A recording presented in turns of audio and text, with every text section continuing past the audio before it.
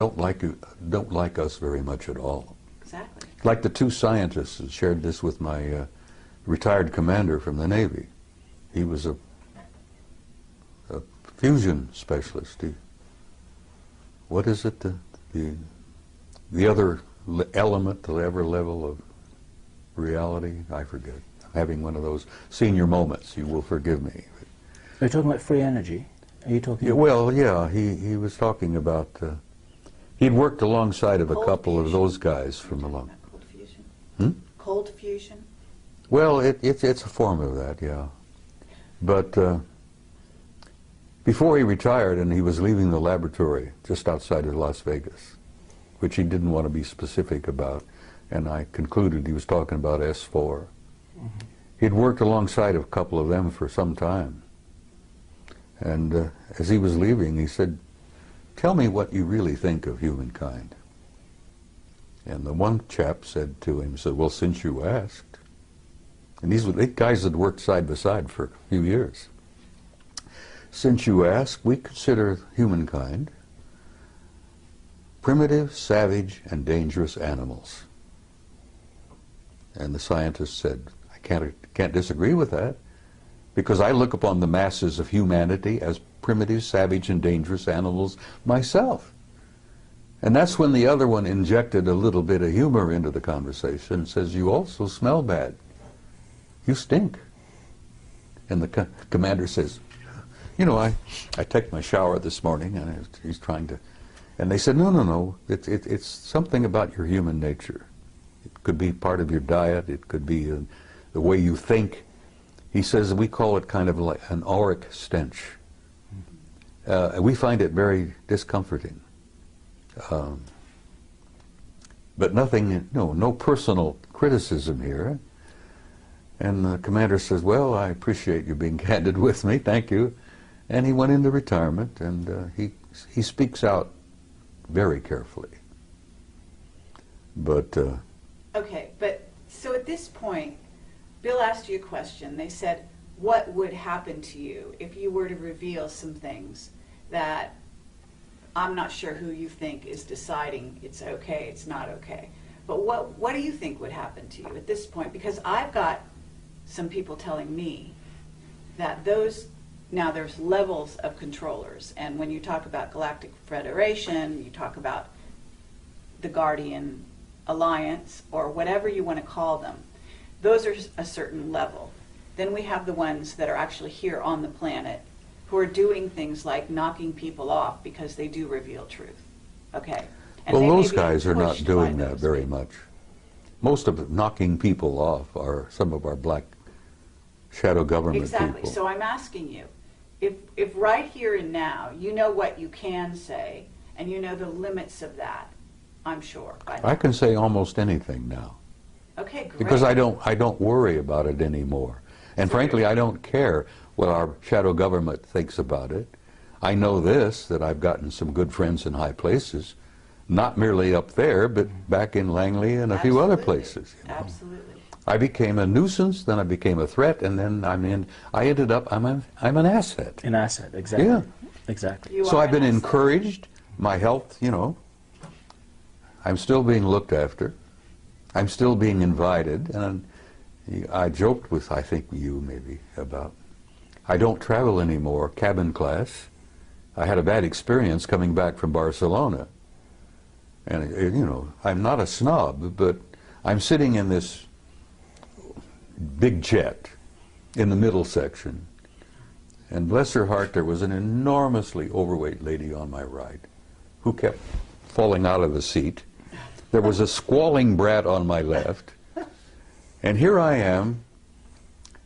I can't stand in line to wait to pee anymore, you see, because of my age and a couple of little infirmities that I have. And I said, "Look, I'm not going to travel cabin class anymore. Guys, if you can't buy me a business class ticket, I'm not coming." Well, good God, I thought that would be the end of that. No more trips. I was shocked. Oh, yeah. They're buying business class tickets for me all the time. The guys in Madrid bought me one, That's you know?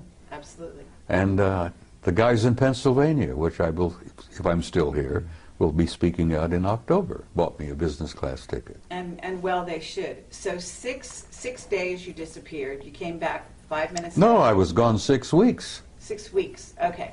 So tell And they us- brought me back 5 minutes after they took me. Now, there are people out there who are watching this who think that I'm totally insane.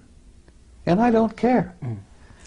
Because I went through that period also, you know. I've shared with you, I went through 3 stages. I began to think I'm losing my mind. That was stage 1. Stage 2 was I became convinced I had lost my mind. Now I'm in stage 3. I'm sane, and the rest of the world is nuts. And whether you guys like it or not, that's where I am today, and I'm comfortable there. In support of you, Bob, there's a guy called Michael Ralph who published a book called The Mars Records. Have you heard his story? I've heard the name, I think, but Okay. I'm not familiar with it. In a nutshell, Michael Ralph, who worked, I believe, for the US Navy, recovered memories that showed that back in the 1970s, he had been taken to Mars on a tour of duty that lasted over 20 years. And when that tour of duty was completed, then he too was returned back to his original timeline the moment after he left it. Doesn't with his surprise me a with bit. his memory wiped. Now, you can't get mainstream establishment scientists to listen to that without saying poppycock, balderdash, can't be. It's like Stanton Friedman says, they say it can't be, so it isn't. But we're not trying to talk to the mainstream scientists here. We're probably They're the worst. we're probably talking to the 12-year-old kids who say, yeah, that sounds pretty cool and it sounds real to me.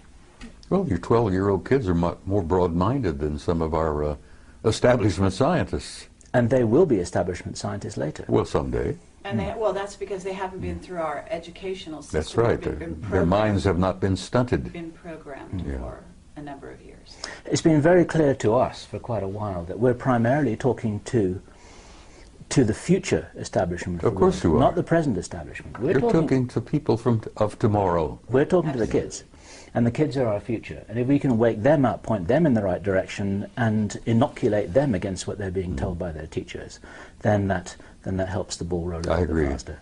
Okay, so but tell us about your experience disappearing for 6 6 months? weeks. Weeks. 6 weeks.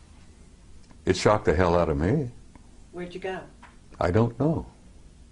I don't know whether I was on their home planet or whether they'd taken me through a doorway, a portal, into another dimension.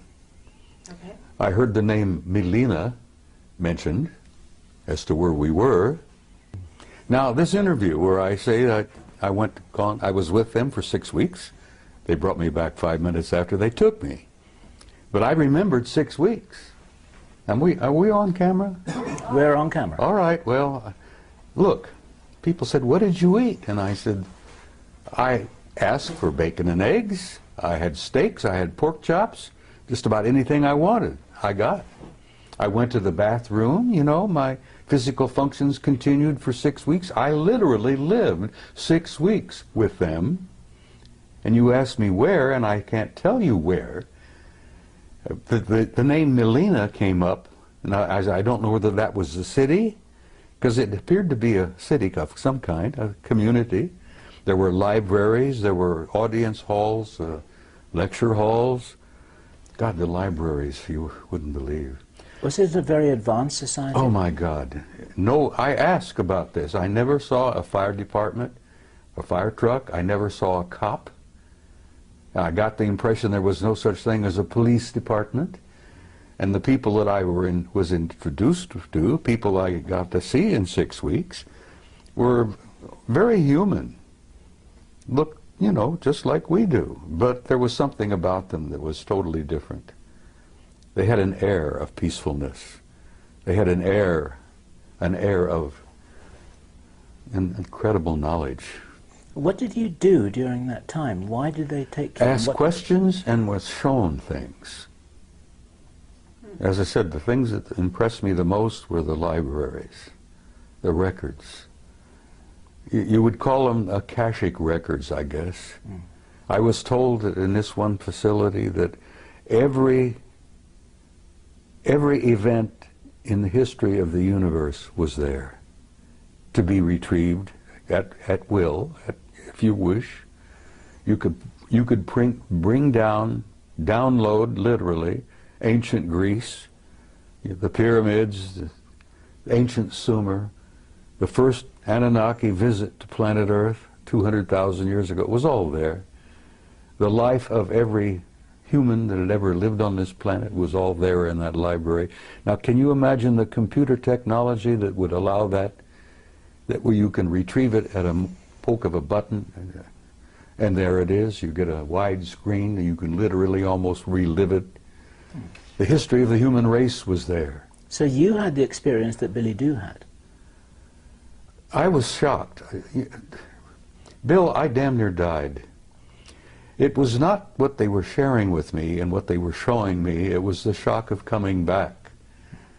Now, it's very close to when people have a near-death experience and they go over and they look around and they see the reality that they're literally a part of, that they were part of before they incarnated here. They'll be a part of it when they depart from here.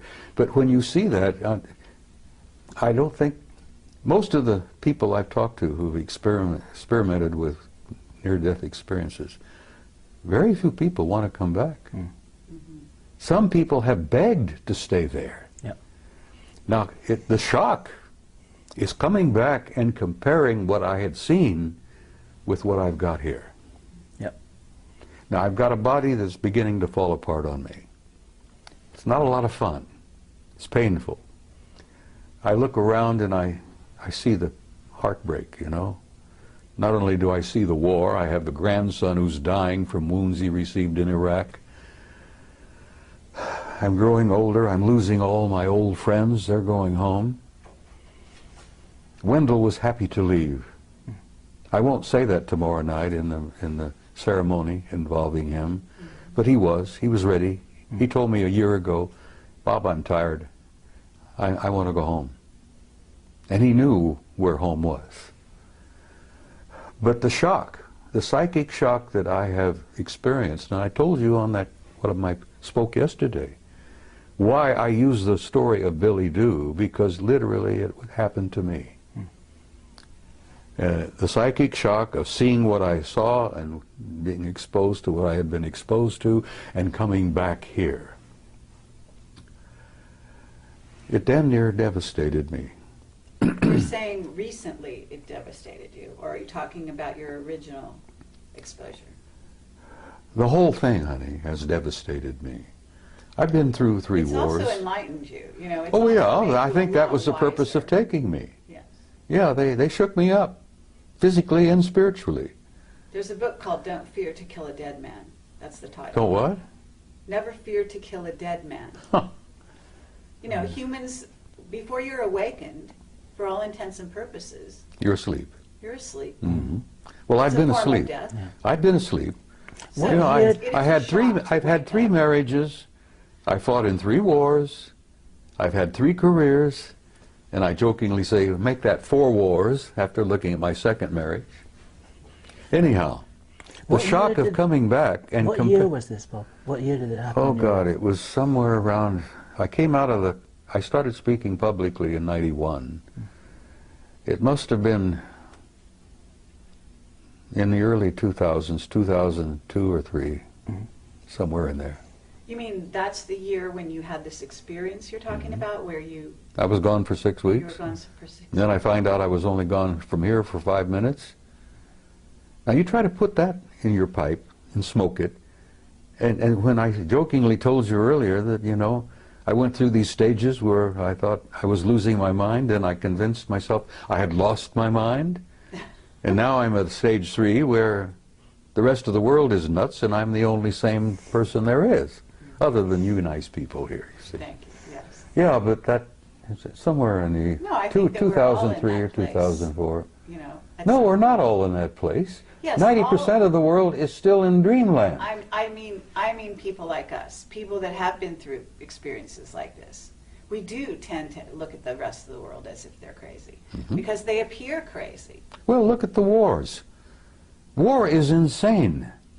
A sane person would never go to war. Exactly. Well, the 6 weeks I spent with them, and of course, I see them regularly. I really am. They take me aboard ship. I've been on board their ships many, many times. You know, I get an evaluation. I think I get a kind of a healing. Okay, do you want to describe the beings you're talking about? Well, aside from the medical guys that look me over and work on me on the ships, which are extremely tall and very thin, they're well over 6 feet. 6'5", maybe 7 feet. Very thin, very trim. They're not emaciated. I mean, they look very healthy. But aside from that, you know, they look human. I've never gotten used to the way they look at you. That really is disturbing.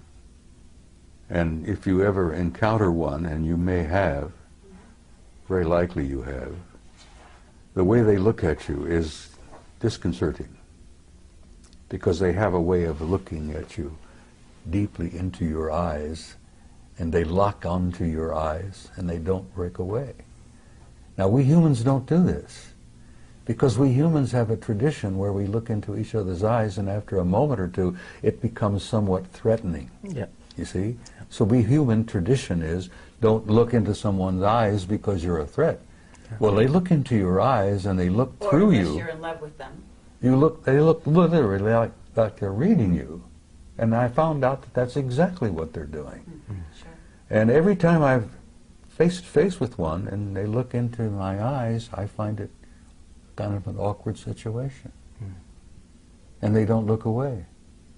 And you know that they're looking right through you and reading every damn thought you've got. Now that's disconcerting. But I assume that when they do that, it's in a non-judgmental way. Oh, they don't judge you. They don't have to judge you. Good God. If there's any judgment involved, we judge ourselves. Yes. That's the other part of it that is so shocking. When you learn to see yourself, not only as others see you, but as they understand and see you, that's one of the things that happens in the death experience. The judgment is there, but God is not judging you. You judge yourself. Absolutely. And that's the worst part about it, because every damn experience in your entire life is there in front of you, like a book, or like a movie, like a CinemaScope movie. And you look at yourself, and then you're the worst judge of all, when you look at yourself and say, oh my God. Because in the death experience, and I've been through that hundreds of times, you feel the emotions of every person you've ever been involved with in all of your lives. Every hurt that you've ever given someone else, every insult that you've ever given anyone else. You judge it, you see it, you feel it, you literally feel it, you relive it. Well, visiting with them is almost like a near-death experience. But the psychic shock is coming back and comparing what I saw with them and what I have to see here every day. Little kids on the street that are hungry, people waging war, the people being gunned down in Tripoli by Gaddafi. And I've learned over the years to look around and pay attention. I don't miss very much. I've trained myself. And when you see that and you feel it, and it breaks your heart to see that and to feel that. And then you understand, I think, why I want to go home and where I'm tired. I really am. But I'm going to hang around a little longer because I have been told to. And you're a guiding light to many people. I had one of the best compliments I've ever received yesterday. A young man came up to me and he says, you know, you're a bridge builder. And I says, that was the origin of the old word pontiff. You know, with the Pope? Yes. The pontiff, the bridge builder. Sure. People don't know that. Many people, even most Catholics don't know that pontiff means builder bridge, builder of bridges. And that was a compliment, and I gave him a hug and I thanked him for that. because that told me that, yeah, maybe I've been accomplishing a few things. Maybe you've done more than you think. Well, if you say so, but I'm holding on to enough ego to live, because you can't survive on this planet without a little bit of ego. But I don't think I have any vanity left. Well, for every person who comes up to you in person to give you a compliment, there are 1,000 or 10,000 who don't, and who feel the same thing and they never communicate to you. This is what we've discovered. Thanks to you two guys. As I said, you turned me into a damn celebrity, and I didn't want to be. All we did was take a camera and point it at you. And the rest is history, as they say. Some of the vegetarians who are watching this, perhaps, will say, shame on him. Bacon and eggs, ham, pork chops, and all that. It's been my life, for God's sake, you know. Well, they fed me bacon and eggs, ham, pork chops, steak, anything I wanted. And people have said, when I've shared this with a few, were you perhaps eating vegetarian and didn't know it? Maybe they made you think you were eating steak. And I said, well, maybe they did, but it sure as hell tasted good. Tasted like a good T-bone to me. And the bacon and eggs were superb. Well, what did they eat? Well, I'll be frank with you, I don't know. I never watched them eat. They never ate in front of me. But they sure as hell looked healthy. So not any of them had missed many meals. Did this experience only happen once, Bob? That experience, being gone 6 weeks and taken there wherever I was, as I told you, I didn't know whether I was in a city, on another planet, or wherever. Maybe I didn't slip through a portal into another dimension. Okay, Bob. That happened once. But I've been aboard their ships many times, and I've met many of them face to face, almost regularly. Now, I get into an altered state in the middle of the night. I've been doing a lot of remote viewing. And I can put myself in an altered state, like Ingo Swann, Joe Monagle. And I go out. But sometimes, when I'm in that altered state, they come in. And I've chided them for this, and other people who've had this experience will agree and understand what I'm saying. I've chided them with this. They pour information into my head that's like Niagara Falls. I mean, it comes pouring in, and I'm almost unable to deal with the volume of it. But I've asked for that, so I can't complain about it. But it Information about what, Bob? Everything. Life, death, infinity, tomorrow.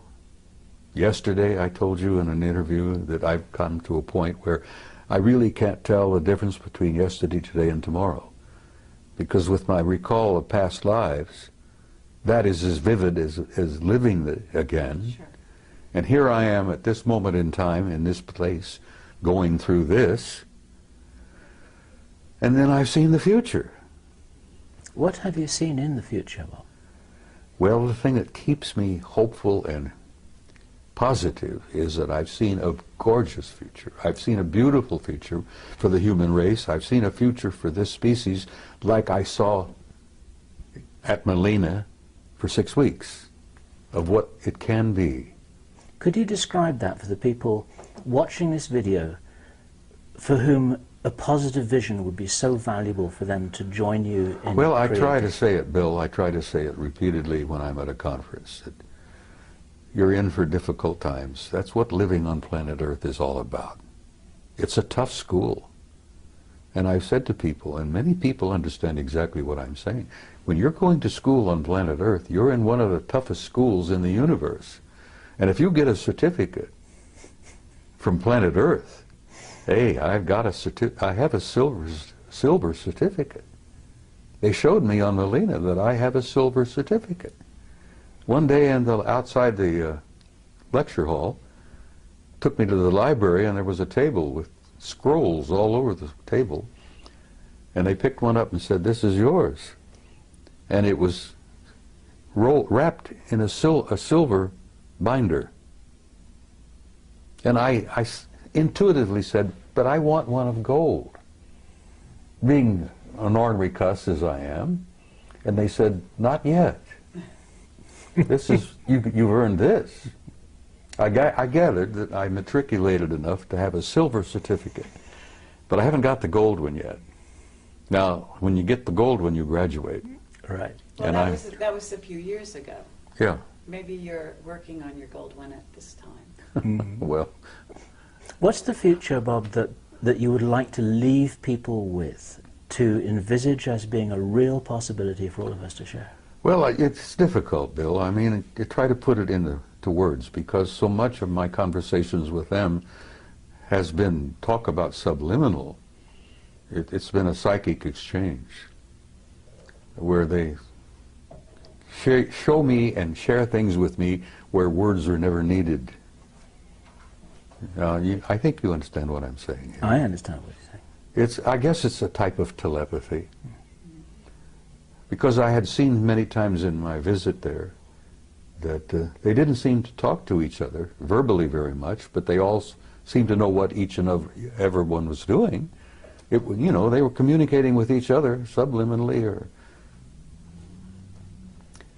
I would leave in closing, just briefly. There is no death. People should not fear death. Now, there are a lot of not very nice ways to die, but there is no end. There's no death.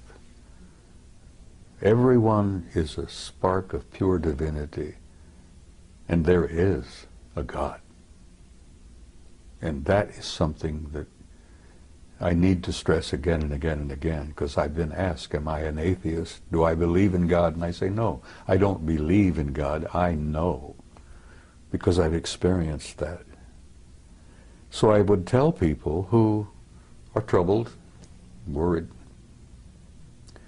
that the next few years are going to be awkward and difficult, that that's what living on Earth is about. But there is a future for the human species.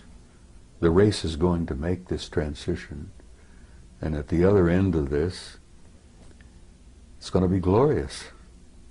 And I tell mothers, I said, your kids or grandkids, the future will be theirs. And then, like I said in Barcelona, which the Spaniards seem to appreciate, your children and grandchildren are going to the stars. And they seem to like to hear that. But it's true. And we are, as a species, as a race, going to go out there and take our rightful place with these other incredible cultures and civilizations. And having seen the future,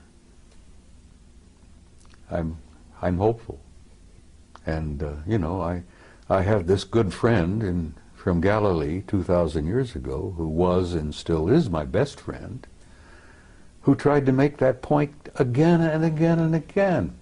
And those of us who were with him at that time were a bunch of nitwits, and we didn't begin to grasp what he was trying to tell us.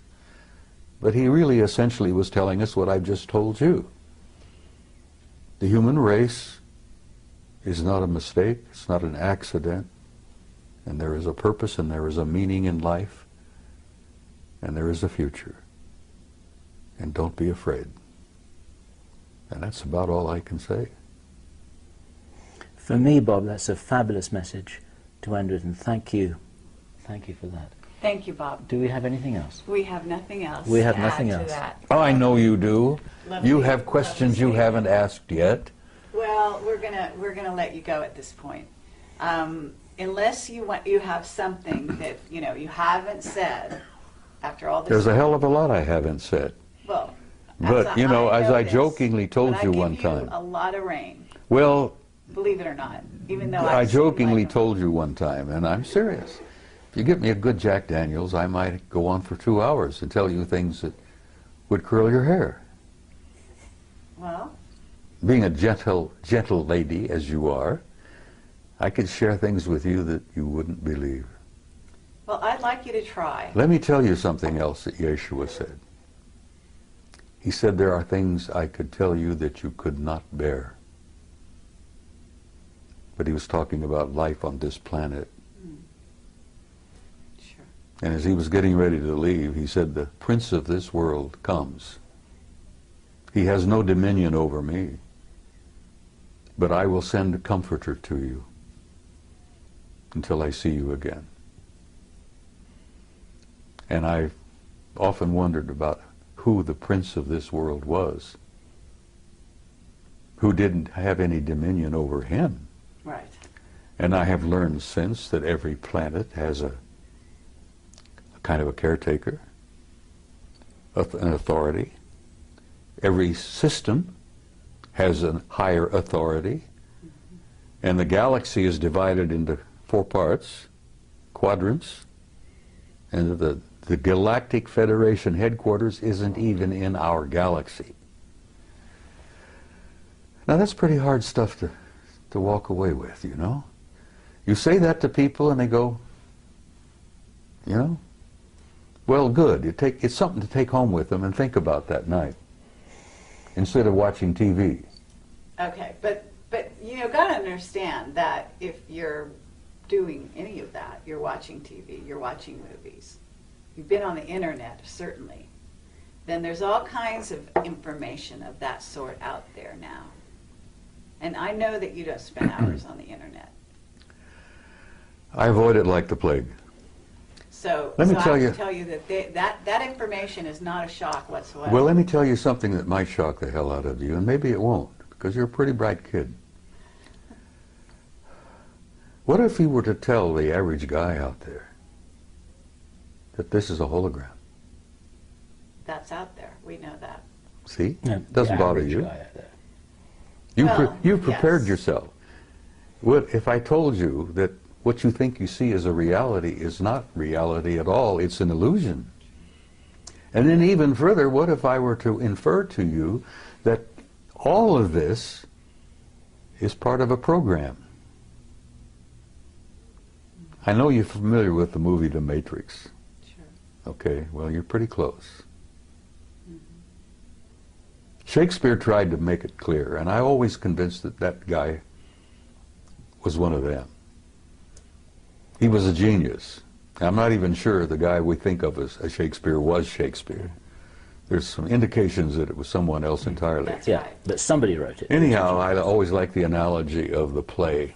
You're a player in a play. That's right.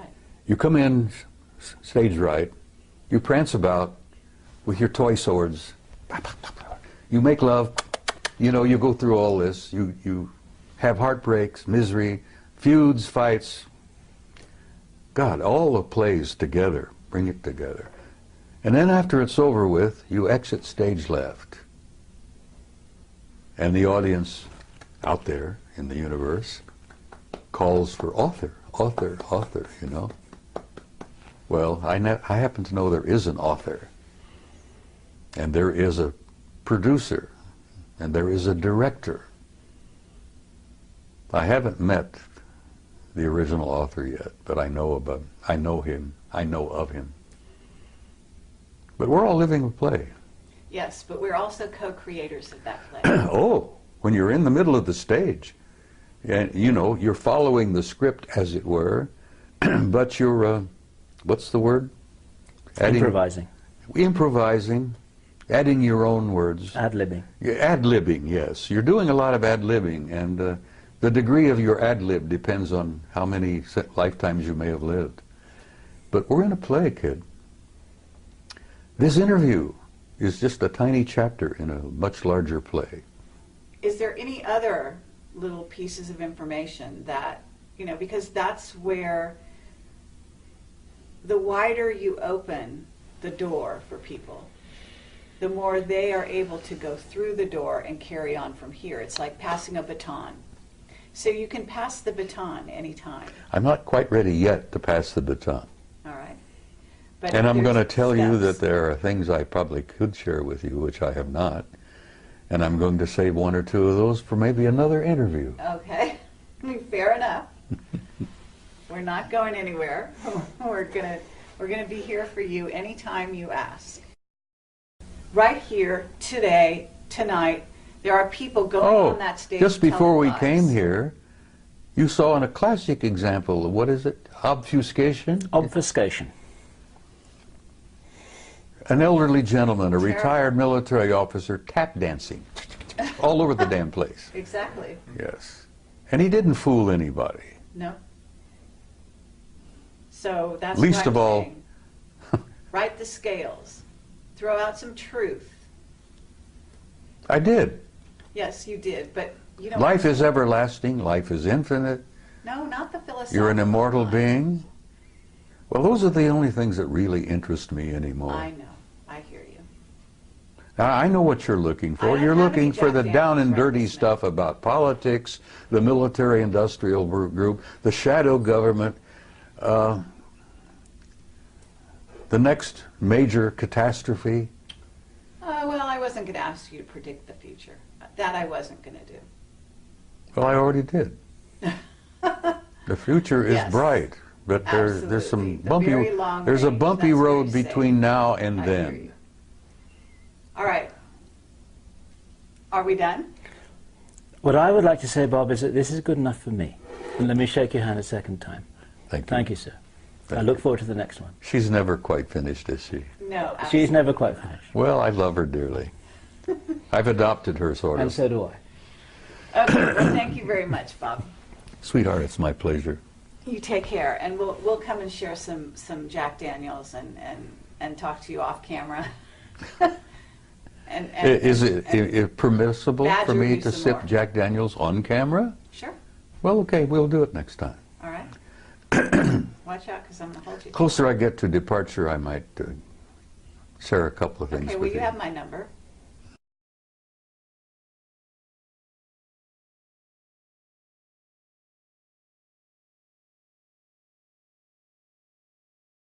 We're rolling. Okay. Well, Is that- I'm just not going to let this- you get away with murder. That's okay. Oh, Bob. Oh, I would never think of that at all. Yeah, right.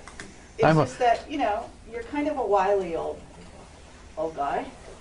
Go ahead, use the word you were thinking of. Yes, a wily old.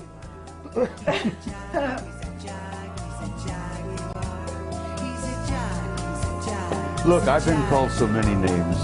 People have to get in line to insult me anymore because it doesn't bother me.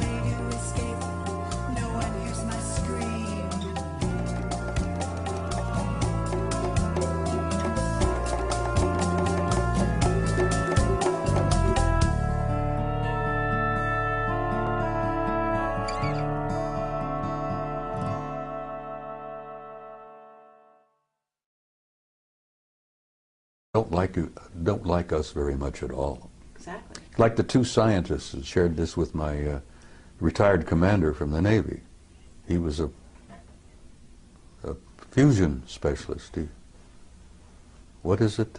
The other element, the other level of reality? I forget. I'm having one of those senior moments. You will forgive me. Are you talking about free energy? Are you talking Yeah, well, yeah, he was talking about, he'd worked alongside of a Cold couple of fusion. those guys from along. Cold fusion. Hmm? Cold fusion. Well, it's a form of that, yeah. But before he retired and he was leaving the laboratory just outside of Las Vegas, which he didn't want to be specific about, and I concluded he was talking about S4. Mm-hmm. He'd worked alongside of a couple of them for some time. And as he was leaving, he said, "Tell me what you really think of humankind." And the one chap said to him, "Well, since you asked." And these were the guys that worked side by side for a few years. "Since you ask, we consider humankind primitive, savage, and dangerous." Got me back 5 minutes after they took me. Now, there are people out there who are watching this who think that I'm totally insane. And I don't care. Because I went through that period also, I've shared with you. I went through 3 stages. I began to think I'm losing my mind. That was stage 1. Stage 2 was I became convinced I had lost my mind. Now I'm in stage 3. I'm sane, and the rest of the world is nuts. And whether you guys like it or not, that's where I am today, and I'm comfortable there. In support of you, Bob, there's a guy called Michael Ralph who published a book called The Mars Records. Have you heard his story? I've heard the name, I think, but Okay. I'm not familiar with it. In a nutshell, Michael Ralph, who worked, I believe, for the US Navy, recovered memories that showed that back in the 1970s he had been taken to Mars on a tour of duty that lasted over 20 years. And when that tour of duty was completed, then he too was returned back to his original timeline the moment after he left it. Doesn't surprise me a bit. With his memory wiped. Now you can't get mainstream establishment scientists to listen to that without, I joked with, I think you maybe, about, I don't travel anymore, cabin class. I had a bad experience coming back from Barcelona. And, you know, I'm not a snob, but I'm sitting in this big jet in the middle section. And bless her heart, there was an enormously overweight lady on my right who kept falling out of the seat. There was a squalling brat on my left. And here I am. I can't stand in line to wait to pee anymore, you see, because of my age and a couple of little infirmities that I have. And I said, look, I'm not going to travel cabin class anymore. Guys, if you can't buy me a business class ticket, I'm not coming. Well, good God, I thought that would be the end of that. No more trips. I was shocked. Oh, yeah. They're buying business class tickets for me all the time. The guys in Madrid bought me one, you know? Right. Absolutely. And the guys in Pennsylvania, which I will, if I'm still here, will be speaking out in October, bought me a business class ticket. And well, they should. So six days you disappeared. You came back 5 minutes No, later. I was gone 6 weeks. 6 weeks. Okay. So tell us what happened to you at this point, because I've got some people telling me that now there's levels of controllers, and when you talk about Galactic Federation, you talk about the Guardian Alliance, or whatever you want to call them, those are a certain level. Then we have the ones that are actually here on the planet who are doing things like knocking people off because they do reveal truth. Okay? And Well, they may those be guys are not pushed by doing that those very people. much. Most of knocking people off are some of our black shadow government Exactly. people. So I'm asking you, if right here and now you know what you can say and you know the limits of that, I'm sure. I can say almost anything now. Okay, great. Because I don't worry about it anymore. And frankly, I don't care what our shadow government thinks about it. I know this, that I've gotten some good friends in high places, not merely up there, but back in Langley and a few other Absolutely. places. You know. Absolutely. I became a nuisance, then I became a threat, and then I ended up, I'm an asset. An asset, exactly. Yeah. Exactly. You So are I've been an asset. encouraged, my health, you know, I'm still being looked after. I'm still being invited, and dangerous animals. And the scientist said, I can't disagree with that, because I look upon the masses of humanity as primitive, savage, and dangerous animals myself. And that's when the other one injected a little bit of humor into the conversation and says, you also smell bad. You stink. And the commander says, you know, I took my shower this morning, and he's trying to, and they said, no, it's something about your human nature. It could be part of your diet, it could be the way you think. He says, we call it kind of like an auric stench. We find it very discomforting. But nothing, no personal criticism here. And the commander says, well, I appreciate you being candid with me, thank you. And he went into retirement, and he speaks out very carefully. But Okay, but so at this point, Bill asked you a question. They said, what would happen to you if you were to reveal some things that I'm not sure who you think is deciding it's okay, it's not okay. But what do you think would happen?